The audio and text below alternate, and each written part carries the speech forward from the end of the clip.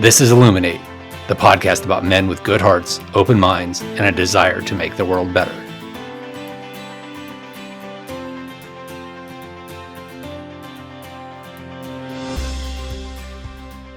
Welcome to Illuminate. I'm your host, Chris Tidrick, and I'm excited to welcome Sean Daugherty to the show. Sean describes himself as a somewhat grumpy old man with an amazing wife, 3 great kids, and 1 adorable granddaughter. He finds his work at a school for troubled and traumatized youth extremely rewarding. In his free time, he enjoys reading, hunting, and procrastinating on home improvement projects. On a personal note, I know Sean through our church where we ended up in the same small group discussing Brent Hanson's book, Unoffendable. So good to have you on the podcast, Sean. Thanks for having me. I love diving right in with our guests and asking the question about motivation. So what's your why? Where do you find purpose and what drives you? Oh, wow. Definitely my family. I don't know that life would be nearly as fulfilling without my family. As you said, I really enjoy my work. I'm blessed to be able to help a little bit in some of these kids' lives. And probably the third place is just God. Um, God has done amazing things in my life, and if I can help to bring anyone else to that same relationship, I think it's well worth it. Family, work, and God. That's 3 amazing things to be motivated by. So let's talk about your journey and where you've come from and kind of where you've gotten to today. And, feel free to start wherever you'd like in that journey and share whatever details you'd like. But I'd love to just hear your story. Nothing super special. I was born and raised in Central Illinois, born in Danville, lived there till I was 7. Then I moved out of Danville to a very tiny town, Fithian, 425 people, sorry. Lived there, went through grade school, junior high, high school, lived there until I was 19 years old. Then left, went to Southern Illinois to Carbondale for college, got married, was married for 5 years, got divorced, ended up back up in Central Illinois, back in Fithian, met my current wife, and have been happily married going on 20 years now. We live in Tolono. Congratulations. Thank you. Live in Tolono, south of Champaign. That's kind of the overarching story. There's obviously been a lot that has happened and changed in 51 years. I'd say each one of those steps of my life has led me down different paths. So talk about a couple of those paths, if you don't mind. Being born and raised in Danville, if you ask anybody now, Danville is a very much dying town. It's very poor, not a lot to do there, a lot of crime. That is not what it was like when I was growing up there. When I was born there, it was really a thriving town. There were several large factories there, a General Motors plant. The town was doing well. There was a lot of money. At that time, I can remember driving up the main road through town, and you'd pass $1 million mansions. Those same $1 million mansions now are $100,000 homes. So growing up there, it was an okay place to live. Nice, small, central Illinois town. Then I moved to the Fithian area. I was 15 miles, but it was exactly halfway between Danville and Champaign. It's 15 miles from both. Yeah. If you're in Danville or Champaign-Urbana, you're in a very mixed ethnic community. A lot of differences in socioeconomics. You move to Fithian, you are middle class, white. That's what I've driven through Fithian a few times, and I definitely agree with that. Yeah. Yes, middle-aged white surrounds you for about 12 miles on either side. So it was a drastic change between the 7 years that I had lived in Danville. Unfortunately, at 7 years old, I didn't really understand that. Looking back, I can see a very significant difference between the first 7 years of my life versus the 12 years that followed that. Just the fact that it tends to close you down, close your mindset as to how things work in the world. I would say, moving to a small town, I didn't really understand why I couldn't have some of my friends that I had gone to school with in Danville, why I could have some of them come spend the night, but I couldn't have others. Why I could have some come visit, and others, if they came to visit, They could visit, but we had to stay in the house. And at 7 years old, that was a very hard lesson to learn. Yeah, that doesn't make sense, right? Not to a 7-year-old, it doesn't. Yeah, No, yeah, yeah, yeah. Looking not back, it when does, but yeah, not when I had grown up being able to run around the neighborhood with whoever I wanted to play with. So yeah, that was hard.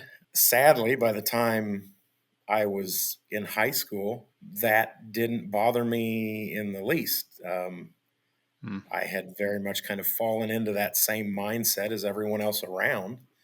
It wasn't necessarily a mindset where you believed that you were racist as much as just, well, we live in a small town, there's no crime. And that's because we're all the same. yeah. What was the impetus to moving from Danville to Fithian? Was there a economic reason? My Was there? Yeah, So my father worked in a factory and it was declining. They were having multiple layoffs. And so it was a lot less expensive to live 15 miles outside of town than it was to live in gotcha. Danville. Yeah. So we moved out there, moved into a smaller house in the country. Did your So, parents, had they been in Danville for a long time, even before you were born, or had they originally been from a smaller town? so my mother was born and raised in Westville, Illinois, which is probably 10 miles south of Danville. It has at least one stoplight. My father was born in Danville, lived in Danville till his teenage years, high school, dropped out of high school and moved to California, Hmm. lived all the way up the West Coast, and eventually made it back here in his early 20s. He had lived here primarily the whole time, with the exception of years that he spent out on the West Coast. And most of that he was in the Army. So Where does the journey go from kind of your high school years in Fithian? I went to Danville Area Community College. In doing so, I found some of the people that I had grown up with in Danville. I wouldn't say that my mindset changed a great deal at that time. I did start kind of rekindling relationships with people who just weren't available to me in the small town, which did kind of make me question some things. Like I said, I don't know that it really changed my mindset, but it did kind of start chipping away at certain thoughts and beliefs, kind of questioning, well, wait, these, a lot of my friends that I had had when I was younger, and suddenly I've kind of rekindled those friendships, don't really fit into the stereotypes that I have come Yeah. to hold as truth. So started to make me think. Stereotypes have a hard time standing up close, Yeah, right? yeah, they Once do. once you Yeah, bring quite once a you bring bit. individuals into them, they kind of shatter. From there, I graduated, associate's degree, and then I moved on to Southern Illinois and Carbondale, which really is not. I mean, I wouldn't say that it's a bastion of inclusivity, but compared to the rest of my life, a much much more diverse area. Yeah. Obviously, the campus itself extremely diverse, and really just made it impossible to hold on to some of those beliefs. That's kind of a hard thing when you're going through it, because I would say 80%, 90% of my friends held those same views. And Yeah. when you start questioning those in yourself, you have to question those in your friends. And it makes relationships really hard. It's Yeah, when hard to you're when get you're back. when you're bel when your belonging has to do with believing those things. Yeah, and when you go back home and you're with your friends and all of a sudden they're joking about things that 3 years earlier would have been quite hilarious, and now all of a sudden they're just like, "Oh, I don't like that, but I can either go along with it for now or I can not fit in with anybody here." And so, yeah, that was kind of that time frame where starting to make some of those choices of who do I want to associate with, who do I not want to associate with. I would say my friend groups changed drastically at that point. I still have several friends that I've been friends with since I was a small child. Our relationships changed at that time. There just came a point where I was okay with questioning not only my own behaviors, but theirs as well, and challenging them. Out of curiosity, what did you study at Southern? Landscape horticulture. I have a Interesting. bachelor's in landscape horticulture and a minor in landscape design. The other thing I discovered while I was in school, I guess I could back up a bit. When I was 9 years old, my father quit working in the factory completely, got his GED, and started going to Danville Area Community College Hmm. for landscape horticulture. When I was 12, he graduated as valedictorian. Oh, that's Got to awesome. do all kind of commercials for the college because Yeah. here he was not even a high school graduate, and he'd gotten a GED through their program and then Yeah. gone on to be the valedictorian. And he started a landscape business. I worked for that landscape business from the age of the summer of 12 years old up until I left to go to Southern Illinois. And even then, I, I would go back on breaks and work for the business. Very much the idea that I was going to go to college, get my degree, and help my dad run the business and eventually take it over. I love that part of your story. I want to know, like, what did it feel like as a 12-year-old? Did you have the appreciation for the fact that your dad had like done this pretty amazing thing to go from a high school dropout to getting a degree and starting his own business? Like, how did that make you feel? It was really cool at the time. Obviously, I mean, this was the mid '80s, so seeing your father on TV was Yeah. really amazing. I mean, Uh, we had three local channels, and he was on all three of them. But I also remember him working on schoolwork till 3 in the morning. He just put everything he had into school, and if he wasn't working on school, obviously money was very tight at that time. If he wasn't working on stuff for school, he was doing odd jobs in the garage, or fishing, or hunting, or whatever he could to help support the family. yeah, because he probably never saw, like, never expected to be in that position where his factory job would go away and he had to No, like completely reinvent his life, right? right. While having a Yeah, family to support. yeah. I mean, luckily, my mom was a registered nurse and she was good at her job and had moved up in, particularly enjoyed working geriatrics. So she worked in nursing homes. Hmm. And so by that point, she had moved up and was making decent money for the time, not necessarily enough to support a family of four, and they were able to make it work, but it was definitely a struggle. Looking back now, I often tell people when I was a kid, I thought we had money. Hmm. And now I Yeah. realize that, man, we really struggled a lot because a lot of the stuff that I thought was completely normal for people, now I hear people, it's like, why would you eat this? Or why would you, this isn't how people lived. To Yeah. me, it seemed like we never went That without. that is a good sign that your parents were facing it in the right way and Yeah. raising you all in the right way to appreciate what you had. Yeah. I don't Yeah. think that my sister or I ever knew the struggles so much. I mean,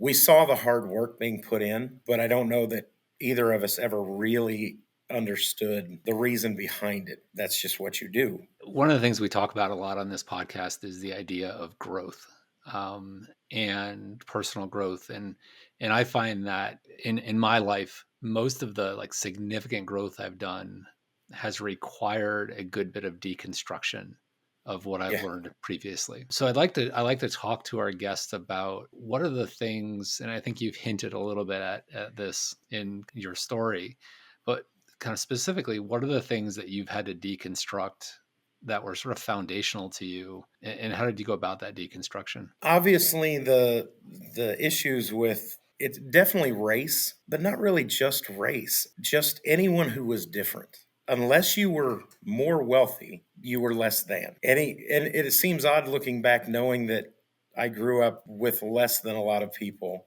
I think living in a small town, there's still this mindset. I don't know that very many people in the town were doing that well monetarily, but yet it was somehow easy to look down on people who might live in a poor section of one of the nearby cities, even though they probably had as much money as we did. It just was being stretched thinner because they were living in town rather than out in the country. Race was definitely a huge problem. There just was no acceptance whatsoever for anyone of any other race other than white European. There were no other ethnic groups. They were not allowed. There were a couple of times where that was made very apparent growing up. Families were literally run out of town because they That's did not awful. belong. Years of growing up in that environment, I had a lot of those same feelings and thoughts. And it was hard to face a lot of those. It's very easy, or it was very easy to fall into I'm not racist. It's just, if you go into one of these neighborhoods, you can see the crime, you can see the problems, and very easy to, overlook, well, again, why is it that people that have as much money as my family, or possibly even more, aren't doing so well living in a city and don't have the opportunity that I had to move to a cheaper small town, because they're not welcome. So instead, they're crowded into small housing complexes and just continually becoming poorer and poorer, because the money they do have is stretched thinner and thinner, and they don't have an out where I did, or my family did. It took a lot of years to get a lot of those thoughts out of my head, to not automatically hear a story and decide what the outcome was before I knew any of the facts. I mean, looking back, it's a very narrow minded view.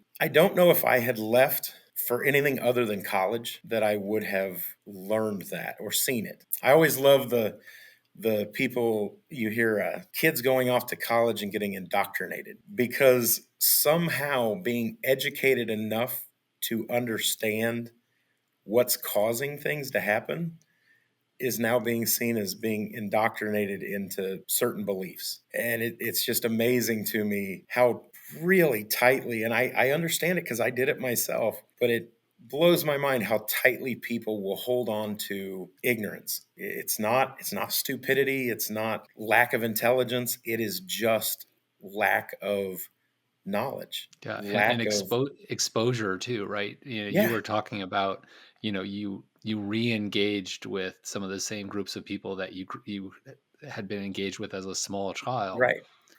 It breaks the stereotypes when Right. when And you as soon engage as and when that you get up happens, close. Yeah. all of a sudden you have to find the reason that things are happening. And it's so easy for us to see a problem and blame it on something that's not like us, because Yeah. it's accountability is a hard thing for us to handle. Let's switch up a little bit, because I'd love to hear. I know a little bit more about the work that you do. So I'd love to hear like how that has influenced you, and give us a little explanation of what that work is. How has that helped you sort of become the man and the human that you are? I finished school in Carbondale in 96. And then I lived in Southern Illinois for three years after that. I was married, ended up splitting up, getting a divorce, and moved back here in 2000. At the time, I had a job lined up when I left, working at a warehouse here in Champaign. Got here and ended up not getting the job. And so I was looking for a job. A friend of mine from Fithian worked overnights, kind of almost as a security guard for Cunningham Children's Home. And he's like, "Hey, I can get you a job." I'm like, "Dude, I don't really like kids. So I don't know that I want to Yeah. work at a kid's home." And he's like, "No, we need people overnight. I can get you a job there. You won't even really hang out with kids." I joke a lot. I say I discovered then it's not that I don't like kids. I don't really enjoy normal kids. I find troubled kids to be amazing. The kids here, Tell me more about that.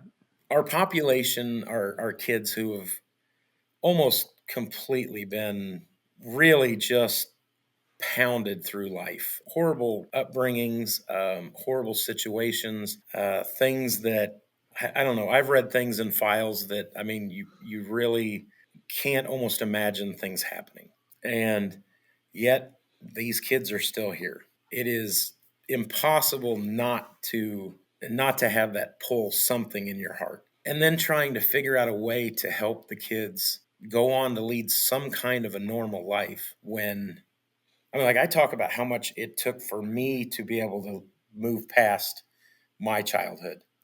And my childhood were some bad beliefs. These kids often have lived lives that there's nothing positive has happened to them. and yet somehow they're expected to be able to lead a quote normal life. Watching the kids and watching what is possible in the human mind, the differences and the changes that people can go through is great. Sometimes it's heartbreaking because I've had an interesting career with this company, or this institution. I worked there for 3.5 years. I worked in residential with kids that lived here full time. Then I left from here and went to drive a semi truck. And I did that for 3.5 years. My mother had passed away. 3 weeks before my mother passed away, my youngest daughter was born. My oldest daughter is 19 months older than her. I had missed most of her childhood because I'd been on the road. I missed the first steps. I missed the first words. I missed all those things because I was out in a truck. My sister at the time actually had started working part-time here at Cunningham. Cunningham has a school for kids in the local school districts who, for whatever reason, can't make it in public school. Before I left in 2003, I worked there for a couple of months. Two of the administrators in that school came to my mom's funeral to support my sister. At the time, I made a joke, saying, one of these days, maybe I'll retire from the road and I'll give you a call and see about getting a job. Monday morning, one of the people called me and said, "How serious are you about wanting that job? We have an opening." So I talked to him, and then we spent quite a bit of time, my wife and I, discussing the fact that in order to take this job, I would take a $40,000 a year pay cut. However, it would mean I would be home every night. I would be home every weekend. I had the exact same schedule that my son, our oldest child, I'd have the exact same schedule as him. In a couple of years, I'd have the exact same schedule as my oldest daughter. And then eventually, as my youngest daughter, I would be able to spend that quality time. And so we discussed it and we decided that, that was for the best. And that challenged everything I had learned or come to believe about women's roles in the world. Because along with that, we discovered that in order to make ends meet, that meant my wife, who was an RN, was going to pick up extra shifts and become the primary breadwinner. I became, outside of working at the school, which coincided wonderfully with daycare and with my other kids in school. Yeah. It turned into me taking care of the house and cooking and taking the kids places and doing things. Along with that, my wife decided she wanted to follow her dream of becoming a midwife. And so, along with working full time and often more than full time, she started in to get her master's degree.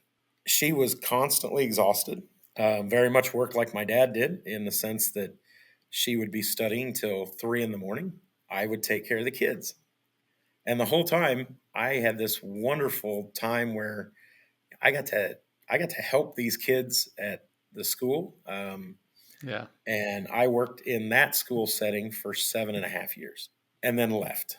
A hard field to stay in for too long. I was wondering how you take care of yourself through that, because it's got to be just completely heartbreaking to see that on a day-to-day basis.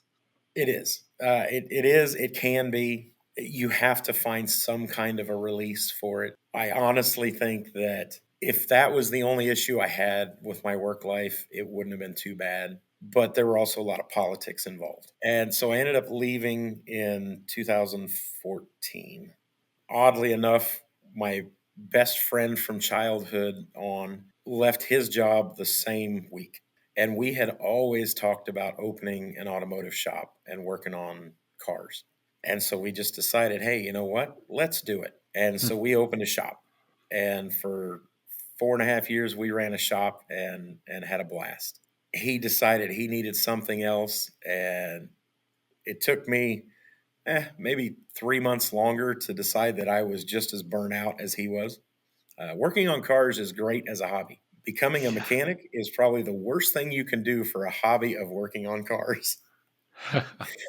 Because I was up till 8, 9 o'clock at night ordering parts, and I mean, you get to the point where the last Yeah. thing you want to do is see a car. Yeah, when So I hobbies left become there. work, yeah, they become less desirable when hobbies Yeah, become work.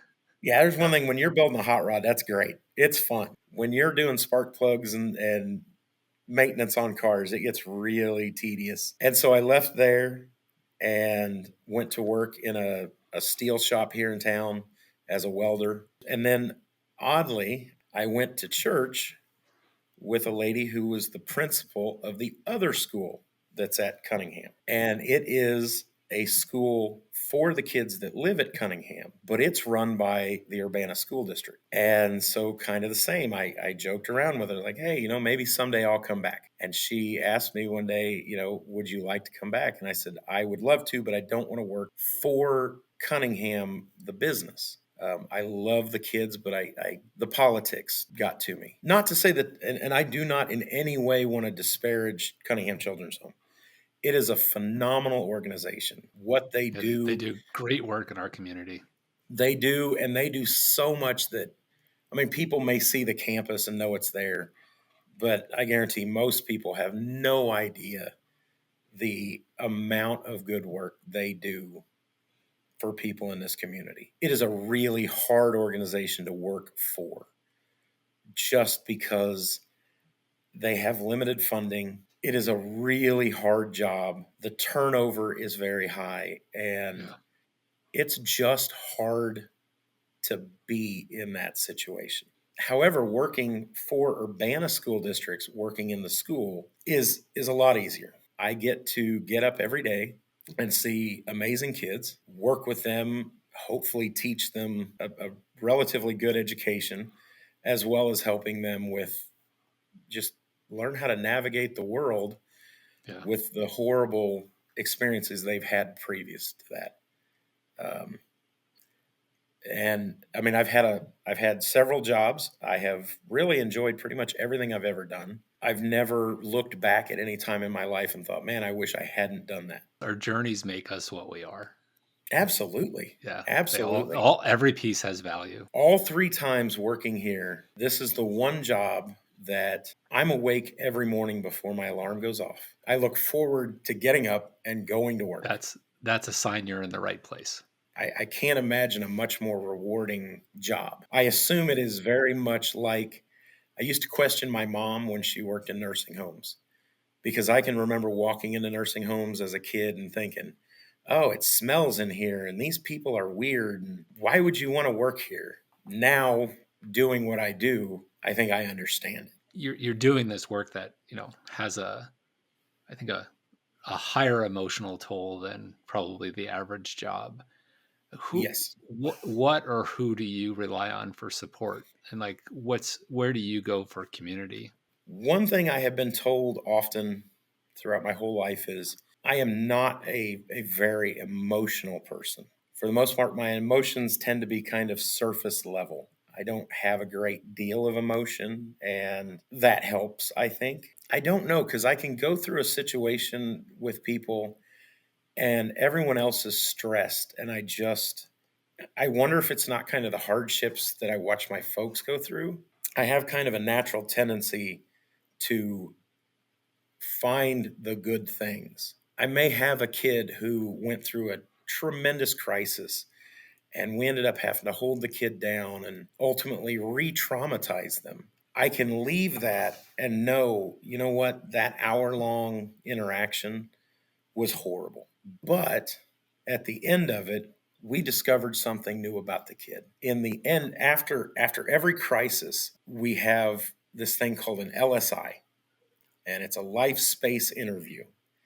And basically, it's a way to kind of go over what happened that caused this outbreak or this incident, and then what happened during the incident, and then how are we going to move on past it and hopefully not have Yeah. another incident. And those times, I think, are the best thing there could be because it gives you that chance to talk to that kid. Learn. Very rarely is there a crisis that has much of anything to do with whatever was just happening. And so every one of those, hopefully, is a way to help that kid move past. But it also is to go back to like working in the garage as a mechanic. It's that time that you're working on a car and there's one broken part and you know you can't get it at a parts store. But you go digging through your 5 gallon buckets of odd little bits and you find one. I don't know. I get that kind of like excited feeling of like, ooh, I love a problem. I love puzzles. Yeah. And that's kind of how piecing together these kids' lives are, because that's what you're doing is their lives have been shattered all along. And we're here to help them put the pieces back together. The work that you do, I can't even imagine what it's like to do that work. I think, this understanding of how hard it is, but also how rewarding it can be. Yeah. And maybe those two things are directly related to one another, right? The harder we work at something, the more rewarding the success is. Yeah. And you're getting to do that with like people that really need your help. So Yeah. that's gotta like be like Oh, it's deeply fun. satisfying. Yeah. It's fun. I get here every morning. And of course, when the kids are showing up, I mean, granted, they live 50 yards away, but they walk to school every day. There are teachers in the classroom and there are TAs in the hallways, making sure every kid gets where they're at. And I'm one of the lucky people. Other people say I'm one of the crazy people because whatever the weather is, I'm standing outside. I see it as I'm one of the lucky half dozen people who gets to stand out there every morning, and I'm one of the first faces that the kids see. And so I get a hug, a fist bump, pretty much something from every single kid in this building. The classroom of kids that I work with, who happen to be the youngest, go back earlier than everyone else at the end of the day. So I get to walk them back, drop them off, and then see every single kid as they go back home. That's how my day starts and ends. Fist bumps, hugs, high fives. I want to kind of switch gears a little bit here and Okay. ask a question that I've been asking most of our guests. You have made reference to, I think, a few men in your life that have been friends, buddies of yours. Like, how does male friendship play a role in your life? I have a lot of acquaintances. Hmm. I don't have a huge friend pool.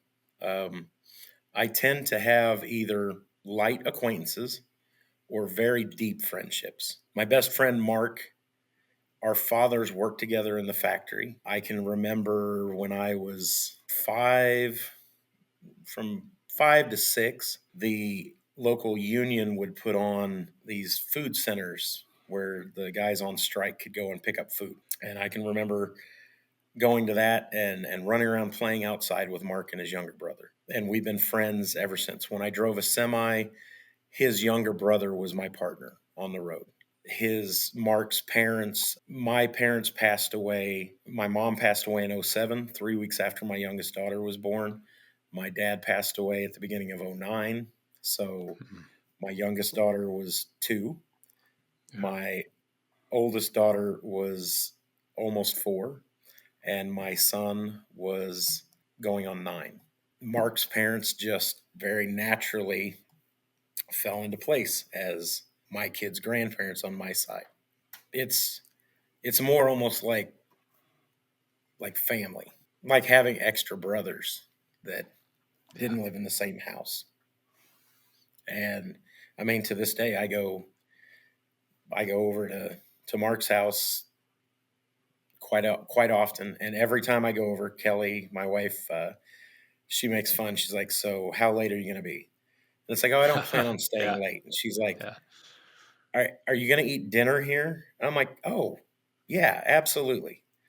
And she's like, "Really?" And then, sure enough, at 7:30 at night, I'm getting that phone call like, "Okay, JoJo and I just ate because you're clearly not coming home anytime soon." I love how you describe that as brotherhood, and I think for so many of us, like the closest male friends we have do become those brothers. And there's no distinction between the friend and Yeah, family no, in those deepest relationships. That's a Yeah. really, I think, beautiful thing that when I think when men don't have that connection with other men, it Oh, can I can't create imagine. this isolation in life Yeah. that's, not great, not healthy. So let's switch into our lightning round, where Okay. I've got 11 questions, quick answers. We don't have to go deep into any one of them, and I may ask a couple of kind of context follow-ups to some of your answers if that makes sense. But otherwise, we'll just kind of buzz through these to sort of end this episode. So, what are your top three values? Honesty, love, and respect. But to clarify on that last one, very much less about other people paying me respect than I have a very deep belief that in any interaction, we should treat other people with respect. Who is one role model you've had in your life? Actually, one of the people that came to my mother's funeral to offer me the job or that offered me the job at the school. This wonderful guy, Mr. Fred is what everybody knows him as. I don't think I ever saw him without a smile on his face. A wonderful man who would do anything for anybody and never ask anything in return. Yeah. His life just seemed surrounded with doing great things for other people.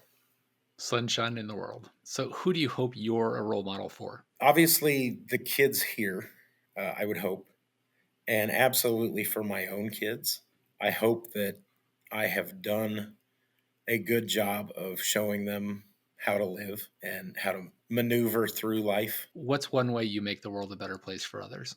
I think you've probably spent this entire episode sort of demonstrating that, but how would you classify that? I just try to do what I can for who I can. I think that's what any of us should do. If you see an opportunity to help, help. It can be hard on your personal well-being sometimes. I mean, there are definitely times in my life where it's like, man, I wish I had said no Yeah, after I volunteered to do something, yeah. You do have but to have boundaries on that. Yeah. rarely do I ever volunteer to do something and then feel bad about it while I'm doing it. What is the hardest thing about being you in today's world? I know we've talked about it privately. Growing up, we had this odd dinner table tradition. Someone would start an argument. It was either me or my dad, and the other person had to argue the other side. Even if you didn't agree, it wasn't about getting whether you were right or wrong, it was about winning the debate. And so I find in my life it is really challenging not to debate things. And social media makes that so much harder. Yes, it I'm does. striving, I'm really trying desperately to stop engaging in debates with people over things that I guess to recognize which debates are worth having and which ones I want to be in just simply because it's a debate.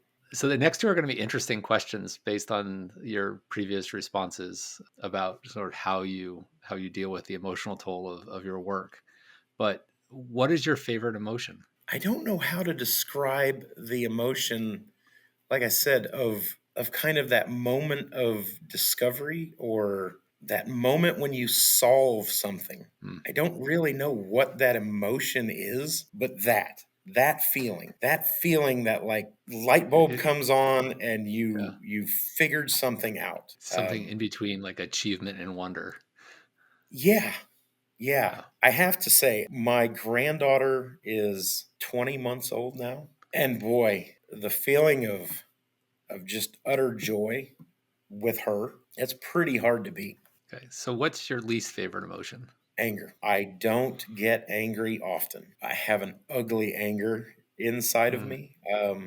yeah. I I recognize that. I've really tried my entire adult life to not get angry because I spent a lot of years almost enjoying the feeling of being angry. I mean, I when I worked at the school for kids from the public school, I kind of joked that if there had been a program like that closer to the country school that I went to, I probably would have been there. I went through a teenage period where I enjoyed fighting. It really was a much meaner person than any person should be. It was all driven by just anger at things that I didn't understand, anger at things that I couldn't change. Just I don't like the feeling of being angry. So Thank you for sharing that. That's like that it hits deeply for me because anger is one of those things that I think I inherited from my father, who had yeah, like lots of anger. And like I, I've spent a long time trying to not let that be a yeah, default. Yeah. yeah. And I can remember. I mean, I didn't see my father angry very many times, and I guess I would clarify between what I would call mad or upset and angry. Yes. Yes, Um, absolutely. Yeah. I mean, obviously, I stub my Real toe. difference between those two. Yeah, I stub my toe. I'm upset. I break something. I'm upset. That anger, where just every part of my being is just angry, and I don't know. It's just a horrible feeling. Like I said, I I only saw had my father angry a couple of times, and so yeah, I know where I get it. Yeah. Um, I had a girlfriend in college who ended up being my first wife, but I was watching a basketball game and the ref made a bad call and I just exploded at the TV. Just mhm. exploded at the TV. And she pulled me aside after that. She's like, "You're going to get rid of that or we're done." Yeah, And like I really appreciate the fact that she said that to me because that was like that first realization of, "Oh, I've got something inside me that I need to figure out how to manage and temper." it's kind of interesting because the times that I have worked here, there's been that ebb in my life where every other place I've worked, there's been that almost buildup of like where that baseline is of my fuse just getting shorter and shorter. And the Yeah. number of times where that anger takes over when I have worked at in a different career. Yeah. Working here, it just doesn't.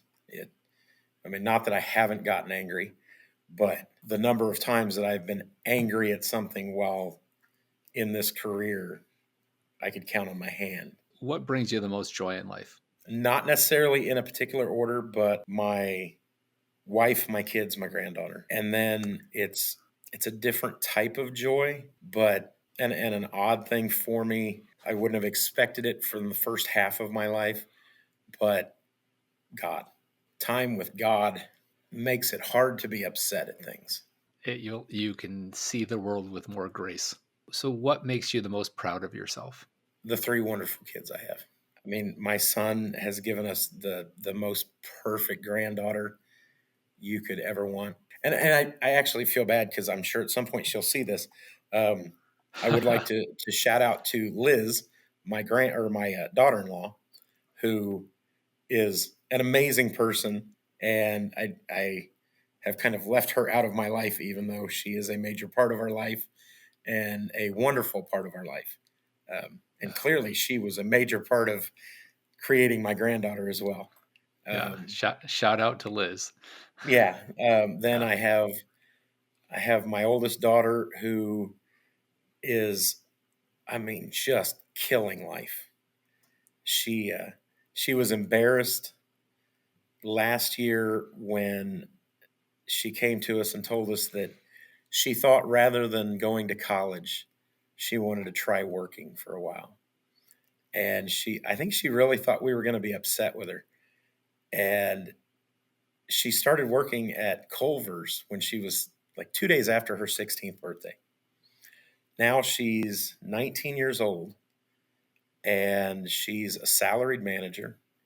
She Wow. makes That's awesome. twice as much money a year as I do. There's every expectation that over the next 5 years, that's just going to keep going up, and she's just going to be more and more successful at her career. She loves her career. She moved out on her own and has never looked back. That's Never awesome. had a time where she had Yeah. to ask for help. I mean, she just is rocking life. And then on top of That's it, for the holidays, we got to find out that she got engaged to be married. So to a really, oh, really great guy. And then my congratulations. That's awesome. youngest daughter is getting ready to graduate from high school. She's brilliant. We realized in probably early grade school that she was going to be smarter than any of us. Her brain works at just a different level from other people. Yeah, I'm just kind of waiting to see what amazing things she's going to do in life. And I could, my son and daughter-in-law actually have kind of followed along, and they are in the same field as me. So it's kind of fantastic. great to see that, and I get to Yeah. work with my daughter-in-law every day, and so yeah, It's it's a so happy life. evident. It's so evident how proud you are of your whole family and what they've Yeah, accomplished. And I yeah, want I'm to make a note extremely proud about, of my wife, but I didn't have a whole lot to do with that. yeah, I mean, I yeah, helped as much as I could yeah, to lessen the burden, but I can take no yeah. credit for anything she's done. Yeah, it's interesting. You mentioned that your daughter, who's has become a manager and is kind of on a great track, without having gone to college. And you said, she hasn't asked for any support or help and that sort of thing. I thought to myself, like, half the college grads can't say that about Right, their trajectory. So yeah, right. it's great that she's found that thing that's good for her. So Yeah. two more questions. One Okay. is, where can you feel the most yourself? I feel like I look at myself like inward the most when I'm alone. Particularly, I enjoy hunting more so just kind of being out in the woods. 5:30 in the morning, the sun is just coming up, all the animals are waking up, just kind of listening to the world come alive. Just that time to really look inside and see what's going on, how things are running with my body, how things are running with my mind, what's doing well, and what needs work. You clear the noise. All right. So, one last question to wrap up our conversation today.